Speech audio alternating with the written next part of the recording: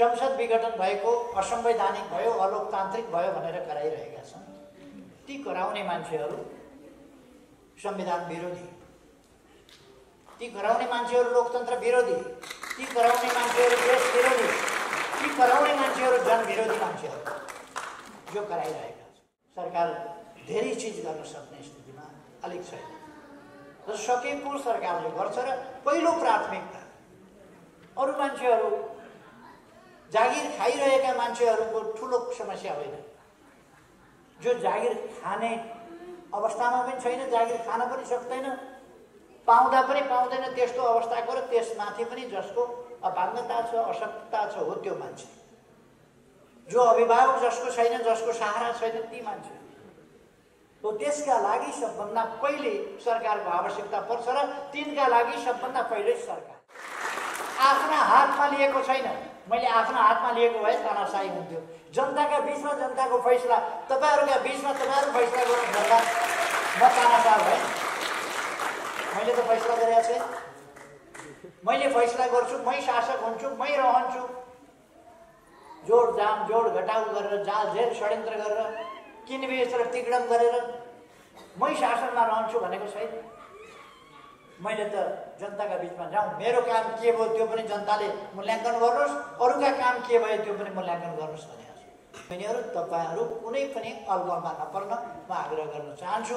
देश अगाडि बढेको छ, अगाडि बढाउनुपर्छ र यस निर्वाचनमा आउँदो वैशाख 17 गते र 27 गते हुने निर्वाचनबाट देशको अहितमा निरन्तर काम गर्ने यस्ता देशद्रोही तत्त्वहरूलाई ठेगान लगाउने यो अवसरको रूपमा अस्तव्यस्तता खडा गर्ने, देशमा स्थिरता हुन नदिने, स्थायित्व हुन नदिने र बहुमतको सरकार तोडेर अनि जोडजाम सरकार बनाएर स्थिरताका नाटक गर्ने, संसदमा 5 वर्ष जागिर खान पाउनुपर्छ चुनिएर आएपछि भन्ने। सांसद भनेको जागिर हो, सांसद भनेको जागिर होइन। उनीहरूको तर्क 5 वर्ष जागिर खान पाउनुपर्छ।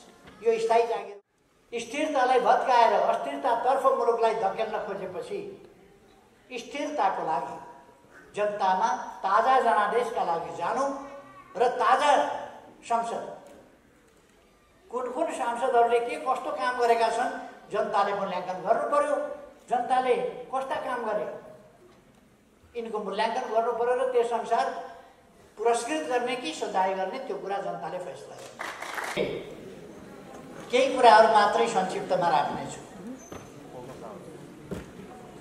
9 वटा सङ्घले प्रस्तुत गर्नुभएको ज्ञापन पत्र अथवा माग पत्र मैले प्राप्त गरेको छु र तत्सम्बन्धमा के गर्नुपर्छ त्यस सम्बन्धमा म छिटै आवश्यक निर्णय गरेर कदमहरू चालेर तपाईहरुलाई जानकारी पठाउनेछु।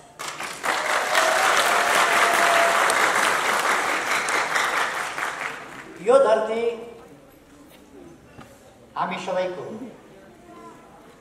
यो देश हामी सबैको। यस देशमा हामी सबैले सुरक्षित सम्मानित ढंगले सुविस्तारसँग बाँच्न पाउनु पर्दछ। यो हाम्रो नैसर्गिक अधिकार हो, यो हाम्रो मौलिक अधिकार हो। यो अधिकारको उपभोग गर्नका लागि आफै व्यक्ति सक्षम नहुन सक्छ। जो व्यक्ति आफै सक्षम छैन सबभन्दा पहिले सरकार उसलाई चाहिन्छ। त्यसकारण सबभन्दा पहिले सरकार तपाईहरुको साथमा छ, जसलाई सहयोगको आवश्यकता छ सबभन्दा बढी।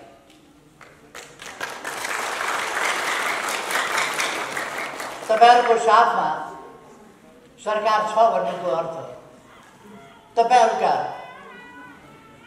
विभिन्न समस्याहरू,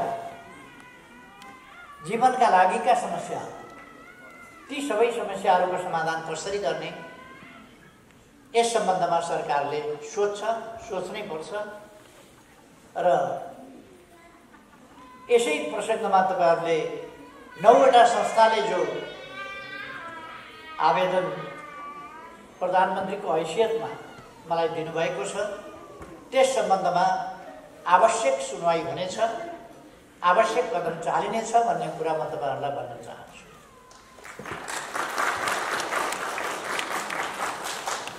सरकारका केही कामहरू हुन्छन्, महत्त्वपूर्ण कामहरू। देशको रक्षा गर्नु, देशको भूमिको रक्षा गर्नु सरकारको काम हो। देशको सार्वभौम सत्ताको रक्षा गर्नु सरकारको काम हो। देशको स्वाधीनताको रक्षा गर्नु र त्यसलाई वास्तविक अर्थमा प्रयोग गर्नु सरकारको काम हो। देशको हितको रक्षा गर्नु, देशको गौरव बढाउनु सरकारको काम हो। तर सरकारको काम त्यति मात्रै हुँदैन। सरकारको काम देशमा सुशासन कायम गर्नु र विकास गर्नु हुन्छ। सरकारको काम सबै जनतालाई उनका समस्या के छन् ती समस्या पहिचान गर्नु, ती समस्याहरू हेर्नु र त्यसमा समाधान दिनु सरकारको कर्तव्य हुन्छ। सबभन्दा बढी समस्या शारीरिक रूपमा अपाङ्गता भएका व्यक्तिहरूमा सबभन्दा बढी समस्या हुन्छ।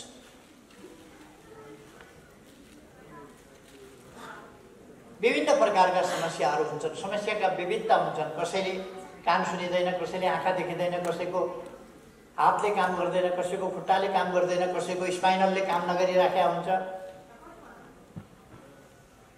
कसैका अरू प्रकारका समस्याहरू हुन्छन्। ती विभिन्न प्रकारका समस्याहरू आर्थिक अवस्था ठिकै भएको परिवारमा भए त अलिक सजिलै होला। त्यसमाथि आर्थिक अवस्था पनि कमजोर भएको छ भने कमजोर आर्थिक अवस्था भएकोमा सपाङ्गता भएका परिवारका सदस्यहरूलाई नै जिन्दगी कठिन भइरहेको हुन्छ। त्यसमाथि शारीरिक रूपमा अपाङ्गता अशक्तता भएका व्यक्तिहरू परिवारका निम्ति पनि समस्याको रूपमा रहिरहेका हुन्छ। त्यस्तो अवस्थामा दुईटै कुरा हामीले हेर्न पर्दछ। एउटा, खुद परिवारलाई कसरी सबल बनाउने, जुन सबलताले उसले आफ्नो परिवारको सदस्य जो आफूभन्दा अप्ठ्यारोमा छ त्यसलाई हेर्न सकोस्। त्यसका निम्ति आर्थिक हिसाबले, अरू प्रबन्धका हिसाबले सबलतासँगै उसको चेतना, उसको मनोवृत्ति त्यस हिसाबले पनि सबल बनाउने ती कामहरू गर्नुपर्छ। कसरी सबल बनाउने उसलाई, त्यसमा परिवारले सहयोग कसरी गर्ने, पारिवारिक चेतना त्यसलाई पनि वृद्धि गर्नुपर्छ। तर त्यसमा मात्रै भर परेर हुँदैन। सरकारले शारीरिक रूपमा अपाङ्गता भएका व्यक्तिहरूको सन्दर्भमा विशेष रूपमा हेरविचार गर्नुपर्छ। पहिलेभन्दा अवस्थामा भिन्नता आएको छ। अवश्य नै पहिले जस्तो, पहिले अपाङ्गता हुनु भनेको बहुतै भयावह स्थिति हुने गर्थ्यो। आज अपाङ्गता हुने व्यक्तिहरूको सन्दर्भमा, जीविका कठिन भएका व्यक्तिहरूको सन्दर्भमा, बाँच्न नै मुस्किल परिरहेका व्यक्तिहरूको सन्दर्भमा, अभिभावक नभएका व्यक्तिहरूको सन्दर्भमा, सहारा नभएका व्यक्तिहरूको सन्दर्भमा म तपाईहरुलाई ढुक्कसँग भन्न चाहन्छु, सरकार छ। त्यस्तो व्यक्तिहरूको सन्दर्भमा सरकारले जीविकाको, रहने बस्ने, शिक्षा, स्वास्थ्य, शिव विकास, विभिन्न प्रकारका व्यक्तिहरूका विभिन्न प्रकारका शिक्षा, विभिन्न प्रकारका कमी कमजोरीहरू भएका व्यक्तिहरूका जसमा उसको क्षमता छ, त्यसै कारण हामीले भिन्न क्षमताका बन्ने गरेका छौँ। कुनै न कुनै कान सुन्दैन भने आँखामा बढी क्षमता हुन्छ, उसले छिटै त्यसलाई समाउन सक्छ। आँखा देख्दैन भने कानमा उसको बढी क्षमता हुन्छ। यस्ता अनेक क्षमताहरू विकास गरेको हुन्छ र जीवनका लागि उसले आफूलाई सङ्घर्ष गरेर कठिनलाई सरल बनाउने कोसिस गरेको हुन्छ। त्यस कुरालाई सहयोग गर्नु सरकारको कर्तव्य हो। त्यसलाई अगाडि बढाउनका निम्ति सरकारले पहिलो कुरा त बाल्यकालमै छ भने शिक्षाको प्रबन्ध, जस्तो खालको शिक्षा उसलाई आवश्यक पर्छ त्यस्तो खालको शिक्षाको प्रबन्ध। त्यो शिक्षा प्राप्त गरिसकेपछि उसले तदनुसारको रोजगारीको उसले जस्तो काम गर्न सक्छ। सबै काम शारीरिक रूपले मात्रै गर्नुपर्ने हुन्छन् भन्ने पनि छैन, विभिन्न ढङ्गले गर्न सकिन्छ। त्यस्ता कुराहरूको अवसर उपलब्ध गराउने। अलिकति उमेर गइसकेको शिक्षा आर्जन गर्न नसकेको स्थिति छ भने तालिमको व्यवस्था, सिप विकासको व्यवस्था र त्यस अनुसारका अवसर उपलब्ध गराउने र रोजगारी वा स्वरोजगार उपलब्ध गराउने, ती कामहरू सरकारले सहयोग गर्छ। यसमा सरकार मात्रै होइन, अनेक सङ्घ संस्थाहरू पनि छन् यस्तोमा सहयोग गर्ने, जसमा आज हामीले केही साथीहरूलाई, मित्रहरूलाई सम्मान गरेका छौँ। त्यस्ता व्यक्तिहरू र उहाँहरू सम्बन्धित भएका संस्थाहरू जसले सहयोग पुर्याइरहेका छन्, यस्ता संस्थाहरू पनि छन्। त्यस्ता संस्थाहरूसँग पनि मिलेर सरकारले सहकार्य गर्दै जरुरी परेका ठाउँहरूमा सेवा पुर्याउने सरकारको कर्तव्य पुर्याइरहेको छ। अहिले यहाँहरूले देख्नुभएको छ अथवा यहाँहरूले सुन्नुभएको छ कि सडकमा हामीले बालबालिका, हिजो सडकभरि बालबालिकाहरू हुने गर्थे, जसलाई खाते भन्ने नामले अत्यन्तै अपमान गरिन्थ्यो। खाते भन्ने नाम दिएर अपमान गरिन्थ्यो। आज कुनै पनि नेपालीका छोराछोरीले खाते भन्ने सुन्नु बेहोर्नु परेको छैन र हामी नेपालीका छोराछोरीलाई खाते हुन दिँदैनौँ। त्यो सरकारको कर्तव्य। अहिले सडकमा खाते छैन, जसलाई हिजो खाते भनेर अपमान गरिन्थ्यो, त्यस्तो स्थिति सडक बालबालिकाको स्थिति आज छैन। त्यो हुन दिँदैन, किनभने सरकार छ यहाँ अभिभावकको रूपमा भूमिका खेल्छ। सरकारले अभिभावकको भूमिका खेल्छ र उहाँहरूको बन्दोबस्त गर्छ। ती बालबालिकाहरू, ती सबै बालबालिका हाम्रा छोराछोरी हुन्, कसै न कसैका नेपालीका छोराछोरी हुन्, कुनै न कुनै मानव जातिका छोराछोरी हुन्। यसमा भूगोलको हिसाब हुँदैन, जातको हिसाब हुँदैन, यसमा कुन भाषा बोल्छ त्यसको हिसाब हुँदैन, कसको छोराछोरी कुन जातको भन्ने हिसाब हुँदैन र यसमा कुनै प्रकारको भेदभाव गरिँदैन। उनीहरू सबै स्नेह प्राप्त गर्ने हकदार र उनीहरूलाई हामी स्नेहका साथ उनीहरूको जीवन रक्षाको, उनीहरूको उन्नति प्रगतिको, उनीहरूको शिक्षाको, उनीहरूको स्वास्थ्यको, उनीहरूको प्रगतिको र उनीहरूको सुनिश्चित भविष्यको प्रत्याभूति गर्दछौँ, ग्यारेन्टी गर्दछौँ। म स्मरण गराउन चाहन्छु साथीहरूलाई, आज सडकमा सहयोगापेक्षी मानव भेटिँदैनन् अथवा जसलाई स्ट्रिट म्यान भनिन्थ्यो, स्ट्रिट वुमेन भनिन्थ्यो, तिनीहरू आज भेटिँदैनन्, किनभने सरकारले खोजी गरिकन तिनीहरूलाई राख्छ। त्यसमा काम गर्ने संस्थाहरू छन्, मानव सेवा आश्रम जस्ता संस्थाहरू, अरू संस्थाहरू छन् जसले त्यस क्षेत्रमा काम गर्दछन्। तिनीहरूलाई सरकारले प्रोत्साहन दिन्छ, सहयोग पुर्याउँछ र उनीहरूसँग मिलेर सरकारले काम गर्छ र त्यस्तो मानवहरूलाई आश्रमको व्यवस्था गरिएको छ, जसलाई मानव सेवा आश्रम भनिन्छ।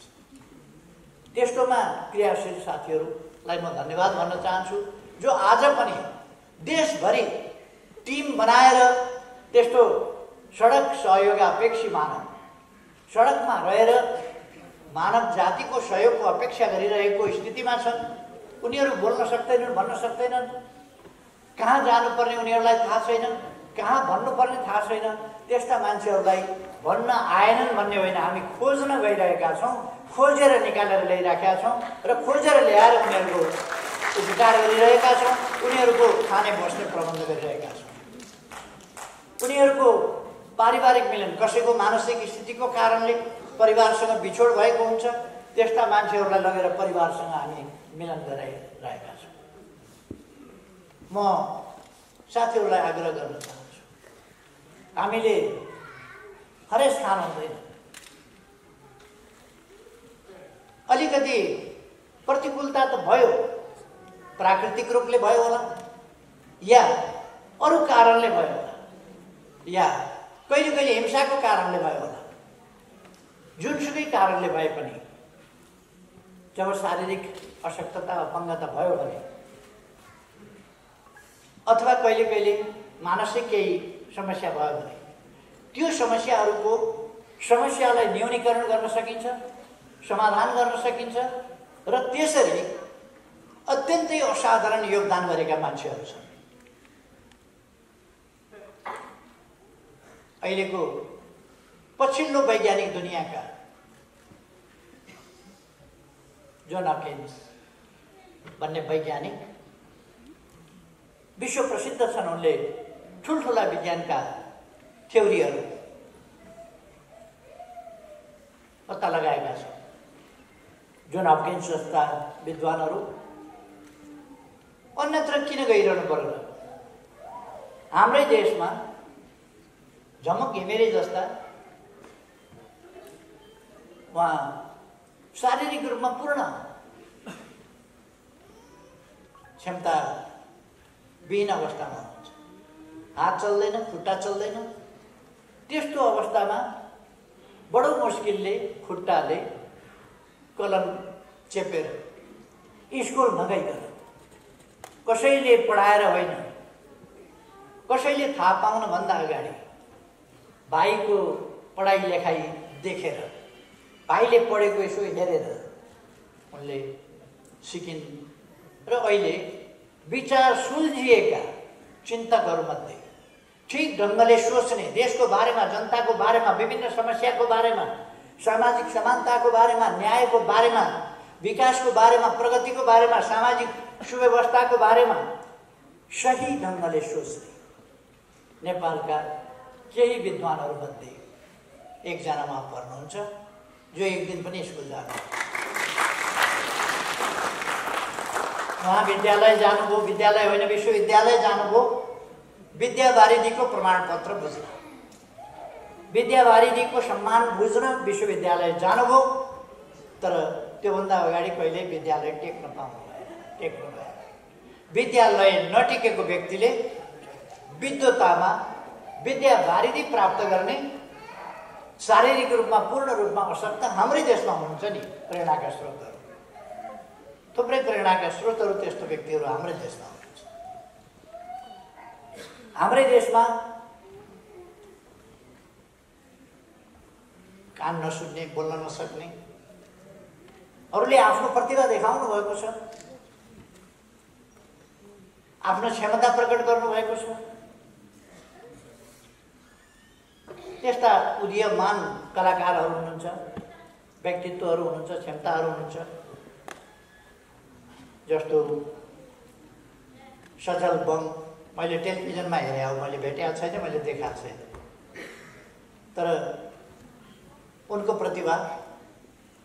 यस्तो थुप्रो साथीहरू हुनुहुन्छ र समाज सेवा गरिरहनु भएको छ, अरूलाई जागरण लिइरहनु भएको छ, एउटा अभियान चलाइरहनु भएको छ, मानिसहरूको, साथीहरूको आत्मविश्वास जगाइरहनु भएको छ। हामी बाँच्न सक्छौँ, हामी केही गर्न सक्छौँ, केही गरेर देखाउन सक्छौँ, त्यसकारण निराश हुनु हुँदैन, हरेस खानु हुँदैन भनेर जगाइरहनु भएको छ साथीहरूलाई। हाम्रै सङ्गठनका कान नसुन्ने संस्थाका अध्यक्ष हुनुहुन्छ, नेत्रहीन संस्थाका अध्यक्ष हुनुहुन्छ, अरू विभिन्न संस्थाका अध्यक्षहरू हुनुहुन्छ, व्हील चेयरमा बस्ने साथीहरू हुनुहुन्छ। उहाँहरूले देशलाई धेरै ठुला ठुला नेता हुँ भन्नेले बाटो बिराउँदैछु भनेर उहाँहरूलाई बाटो देखाउनु।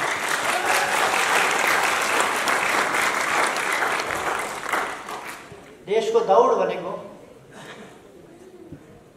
देश विकासको दौड भनेको, देश विकासको अभियान भनेको सबलाग्नले मात्रै होइन कि शारीरिक रूपमा अशक्तता भएका व्यक्तिहरूले पनि गर्न सक्छन् भन्ने थुप्रै कुरा हामीले, थुप्रै उदाहरण हामीले पाएका छौँ। हाम्रा विभिन्न मन्त्रालयमा काम गर्ने साथीहरू छन्, त्यसरी काम गर्ने कलाकार साथीहरू छन्। मैले मकवानपुर चितलाङ कतातिरको एउटा कलाकारको मैले सुनेको थिएँ, मैले भेटेको छैन। उहाँको कला धेरै राम्रो छ, तर शारीरिक रूपले साह्रै अशक्त हुनुहुन्छ, त्यो मैले सुनेको थिएँ। अहिले अभङ्गता अशक्तता भएका साथीहरूले ठुल्ठुला सफलताहरू प्राप्त गरिरहनु भएको छ। म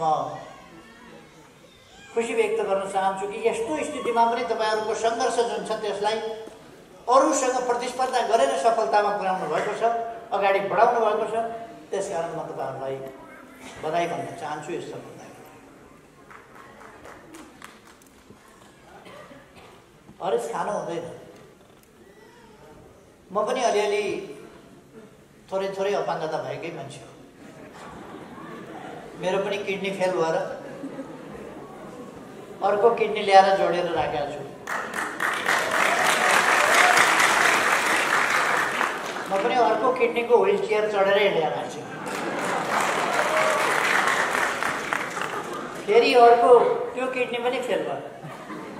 त्यसपछि फेरि अर्को किडनी राखेर नयाँ किडनीको बैशाखी टेकेरै हिँडेर छु।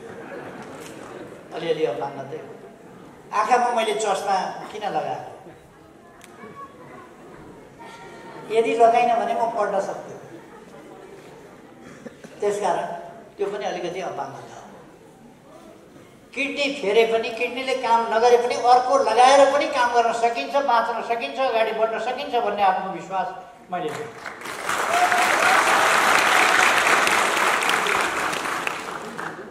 सायद यो पनि विश्व रेकर्ड नै होला। 2टा किडनी फेरेको कोही विश्वमा कोही प्रधानमन्त्री छैन। 2टा किडनी फेरे पनि मैले गाली पनि गरेको छैन, केही पनि भनेको छैन, लाठी लगेर लखाटेको पनि होइन। तर 2टा किडनी फेरे पनि देश बिगार्न खोज्ने तत्त्वहरू, जनताका लागि अहित गर्न खोज्नेहरू, लोकतन्त्र विरोधी तत्त्वहरू, जनताको शासन मास्न खोज्ने तत्त्वहरू भागी भागी हिँडेका छन्।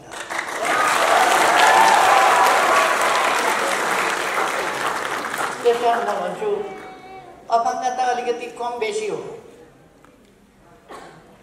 र अपाङ्ग होइनौँ भन्ने ठुला ठुला मान्छेहरू मानसिक रूपमा सबभन्दा बढी अपाङ्ग छ।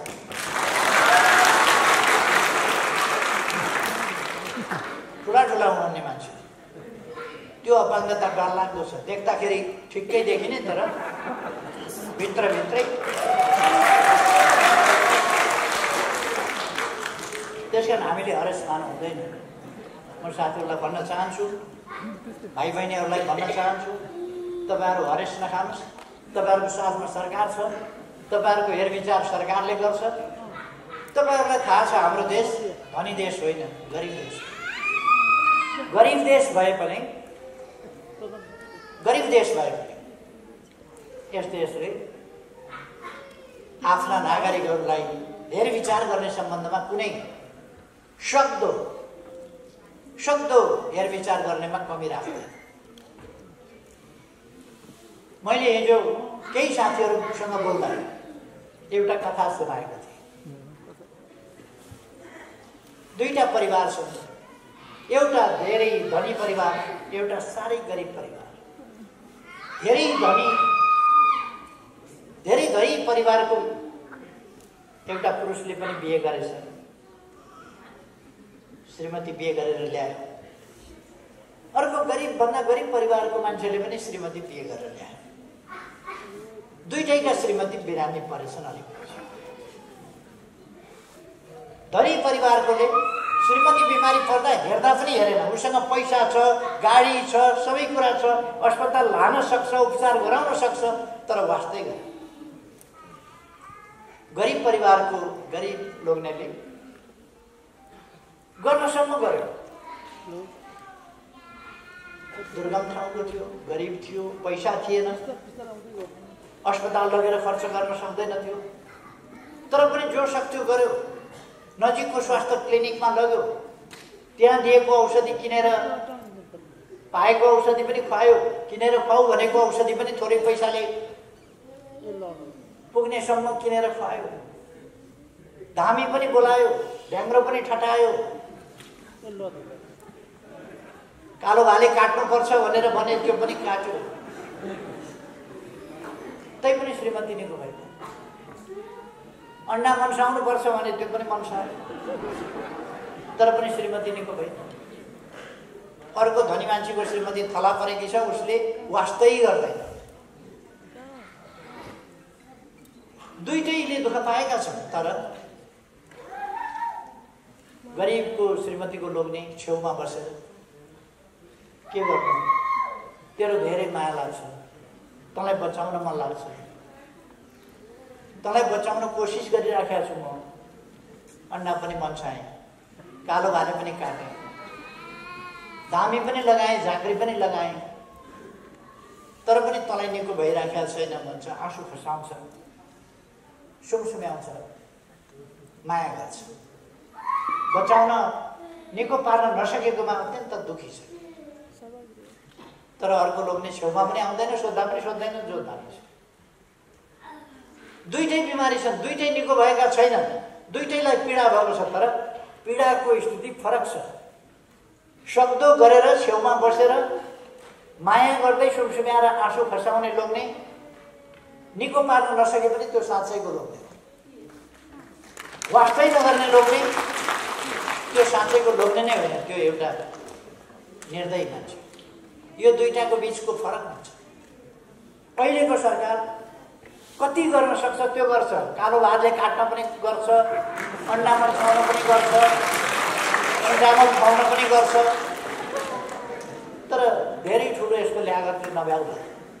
तर छेउमा बसेर सुमसुम्याएर भन्छ, म तपाईँहरूलाई बचाउन चाहन्छु, म तपाईँहरूलाई सहयोग गर्न चाहन्छु, तपाईँहरूको उन्नति चाहन्छु, तपाईँका बालिका पढाउन चाहन्छु र बच्चे अनुसार गर्छु। यो कुरा साथीहरूले बुझे पनि दिनुपर्छ। सरकारको क्षमताको सीमा छ। सरकार धेरै चिज गर्न सक्ने स्थितिमा अलिक छैन, र सकेको सरकारले गर्छ। र पहिलो प्राथमिकता अरू मान्छेहरू, जागिर खाइरहेका मान्छेहरूको ठुलो समस्या होइन। जो जागिर खाने अवस्थामा पनि छैन, जागिर खान पनि सक्दैन, पाउँदा पनि पाउँदैन, त्यस्तो अवस्थाको र त्यसमाथि पनि जसको अपाङ्गता छ, अशक्तता छ, हो त्यो मान्छे। जो अभिभावक जसको छैन, जसको सहारा छैन, ती मान्छे हो। त्यसका लागि सबभन्दा पहिले सरकारको आवश्यकता पर्छ, र तिनका लागि सबभन्दा पहिले सरकार छ। सरकार सबभन्दा पहिले तपाईँहरूका लागि छ भन्ने कुरा त्यसकारण मैले सुरुमै भन्न खोजेँ। सरकार तपाईँहरूका लागि छ। मैले अघि भने झमक घिमिरे जस्ता केहीको दृष्टान्त दिएँ। उहाँले प्रसिद्ध मदन पुरस्कार पनि प्राप्त गर्नुभयो आफ्नो कृतिका लागि, लेखका लागि। त्यो वास्तवमा अत्यन्तै महत्त्वपूर्ण सफलता हो उहाँको। आज मात्रै होइन, हामीले इतिहासमा हेऱ्यौँ भने, उहिले त्रेता युगमा हेऱ्यौँ भने, जनक, राम, उनीहरूको जमानाका कुरा हेऱ्यौँ भने, जनकको दरबारमा शास्त्रार्थ हुन्थ्यो। शास्त्रमा जसले जित्छ त्यो जितुवा हुन्थ्यो। शास्त्रार्थ कबुल गरेर जसले हार्छ उसले जल समाधि लिनु पर्थ्यो, अथवा ऊ डुबेर मर्न तयार हुनु पर्थ्यो, उसलाई डुबाएर मारिन्थ्यो हार्नेलाई। एउटा जनकको दरबारमा भएको विद्वानले एकजना व्यक्तिलाई डुबाएर मार्यो शास्त्रार्थमा, अथवा शास्त्रको बारेमा, ज्ञानको बारेमा संवाद बहस हुँदा हारेको हुँदा। पछि उनको छोरा अष्टवक्र भन्ने, जो अत्यन्तै कुरूप, 8 ठाउँ शरीर भाँचिएको, वैशाखी टेकेर हिँड्ने, वैशाखी मात्रै होइन अझ त्योभन्दा बढी टेकेर हिँड्ने, कुप्रो परेर हिँड्ने, त्यस्तो एउटा कलिलो उमेरको बालक जनकको दरबारमा गयो। यहाँका विद्वानहरूसँग शास्त्रार्थ गर्न आएको भनेर, जो अपाङ्गता भएको व्यक्ति। उसलाई हेरेर त्यहाँका पण्डितहरू हाँसे। उसले भन्नु, तिमीहरू के हेरेर हाँसे? अनि ऊ पनि बेसरी हाँस्यो। तिमी किन हाँसेको भन्दा, म त हाँसेँ मूर्खहरू हेरेर।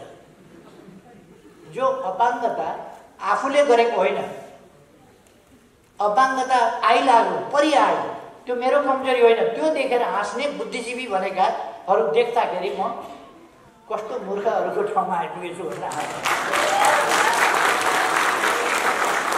मलाई हेरेर हाँस्नुपर्ने कुनै कारण थिएन, किनभने यो मेरो रोजाइ होइन। मैले रोजेर छानेर म अपाङ्ग भएको होइन, यो मेरो मूर्खताले भएको होइन। तर तपाईँहरू हाँस्नुभयो भने तपाईँहरूको विद्वताको स्तर के रहेछ? तपाईँहरू घटिया हुनुहुन्छ। त्यसकारण म हाँसेँ तपाईँहरूको मूर्खता देखेर। तपाईँहरू किन हाँस्नुभयो भनेपछि उनीहरू लज्जित भए। त्यसपछि शास्त्रार्थ सुरु भयो। अष्टवक्रले जिते। बस अष्टवक्रले जितेपछि त्यहाँको विद्वान, मैले हार कबुल गरेँ, अब म जल समाधि दिन्छु भने। अष्टवक्रले भने, म तिमीहरू जस्तो निष्ठुर होइन, म प्रतिशोधका लागि काम गर्दिनँ। तिमीहरूको घमण्ड तोड्नका लागि मैले शास्त्रार्थ गरेको थिएँ, र घमण्ड तिम्रो विद्वताको घमण्ड जुन हो त्यसलाई तोडेको मात्रै हो। मैले त्यसलाई जल समाधि लिन लगाइदिइसकेँ अघि नै। तिम्रो हारसँगै अब तिमीले जल समाधि लिनु, डुबेर मर्नु पर्दैन। म प्रतिशोध लिन्न। यद्यपि तिमीले धेरै मान्छेहरूलाई आफूसँग पराजित भएकोमा जल समाधि लिन बाध्य बनाएका थियौ, तर आज म तिमीलाई जल समाधि लिन बाध्य बनाउँदिनँ, किनभने म प्रतिशोधी मान्छे होइन, म दम्भी र अहङ्कारी मान्छे होइन। र अष्टवक्र जो अपाङ्ग थिए, उनले त्यो विद्वत सभामा जितेका थिए त्यस बेला पनि। अर्थात् आज मात्रै होइन, अपाङ्गता भएका व्यक्तिहरूले परापूर्व कालदेखि आफ्ना खालका क्षमता हुनरहरू देखाएका छन्, विभिन्न ढङ्गले देखाएका छन्। यस्तो उदाहरणहरू, दृष्टान्तहरू थुप्रो छ। त्यसकारण म साथीहरूलाई मनोबल उच्च राख्न, अगाडि बढ्नका लागि आह्वान गर्छु। र जसलाई त्यो आत्मविश्वासका साथ अगाडि बढ्दा जे सहयोग गर्नुपर्ने हुन्छ, त्यस्तो कुरामा सरकार सङ्गठित र व्यवस्थित ढङ्गले, योजनाबद्ध ढङ्गले सहयोग गर्न तत्पर रहेको कुरा पनि बताउँछु। तपाईँहरूको मनोबललाई सलाम गर्न चाहन्छु, तपाईँहरूको सही दृष्टिकोणलाई सलाम गर्न चाहन्छु। अब दुईटा कुरा मात्रै म तपाईँहरूलाई भन्न चाहन्छु। संसद विघटन भएको, असंवैधानिक भयो, अलोकतान्त्रिक भयो भनेर कराइरहेका छन्। ती कराउने मान्छेहरू संविधान विरोधी, ती कराउने मान्छेहरू लोकतन्त्र विरोधी, ती कराउने मान्छेहरू देश विरोधी, ती कराउने मान्छेहरू जनविरोधी मान्छेहरू जो कराइरहेका छन्। अस्तव्यस्तता खडा गर्ने देशमा स्थिरता हुन नदिने, स्थायित्व हुन नदिने र बहुमतको सरकार तोडेर अनि जोडजाम सरकार बनाएर स्थिरताका नाटक गर्ने, संसदमा 5 वर्ष जागिर खान पाउनुपर्छ चुनिएर आएपछि भन्ने। सांसद भनेको जागिर हो, सांसद भनेको जागिर होइन। उनीहरूको तर्क 5 वर्ष जागिर खान पाउनुपर्छ, यो स्थायी जागिर हो। जनताको सेवा गर्नुपर्ने, देशको सेवा गर्नुपर्ने ठाउँमा देशको सेवा नगरेर अरूद्वारा निर्देशित, अरूको इसारामा अरूका लागि काम गर्ने भएपछि स्थिरतालाई भत्काएर अस्थिरतातर्फ मुलुकलाई धकेल्न खोजेपछि स्थिरताको लागि जनतामा ताजा जनादेशका लागि जानु र ताजा सांसद कुन सांसदहरूले के कस्तो काम गरेका छन् जनताले मूल्याङ्कन गर्नु पर्यो। जनताले कस्ता काम गरे यिनको मूल्याङ्कन गर्नु पर्यो र त्यसअनुसार पुरस्कृत गर्ने कि सजाय गर्ने त्यो कुरा जनताले फैसला गर्छ। मैले आफ्ना हातमा लिएको छैन। मैले आफ्ना हातमा लिएको भए तानाशाही हुन्थ्यो। जनताका बीचमा जनताको फैसला, तपाईँहरूका बीचमा तपाईँहरू फैसला गर्नुपर्दा म तानाशाह भएँ। मैले त फैसला गरेको छु। मैले फैसला गर्छु, मै शासक हुन्छु, मै रहन्छु। जोडजाम जोड घटाउ गरेर जालझेल षड्यन्त्र गरेर किनबेच र तिगडम गरेर मै शासनमा रहन्छु भनेको छैन। मैले त जनताका बीचमा जाउँ, मेरो काम के भयो त्यो पनि जनताले मूल्याङ्कन गर्नुहोस्, अरूका काम के भयो त्यो पनि मूल्याङ्कन गर्नुहोस् भनेको छु। त्यसकारण दाजुभाइ दिदीबहिनीहरू, तपाईँहरू कुनै पनि अलमलमा नपर्न म आग्रह गर्न चाहन्छु।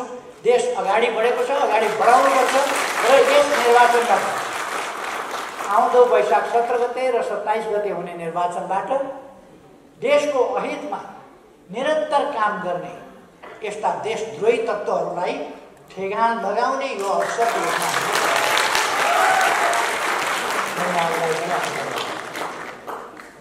तपाईँहरूको सजगताप्रति, तपाईँहरूको जागरुकताप्रति मेरो विश्वास छ। म तपाईँहरूलाई त्यसका निम्ति धेरै धन्यवाद भन्न चाहन्छु। तपाईँहरूको भलो होस्, तपाईँहरूको स्वास्थ्यमा राम्रो अवस्था रहोस्, तपाईँहरू उन्नति प्रगति गर्नुहोस् र त्यसका लागि सरकार सदैव सहयोग गर्न तयार छ भन्ने कुरा फेरि राख्दै शुभकामनाका शब्दहरू म यहीँ अन्त्य गर्दछु। धन्यवाद।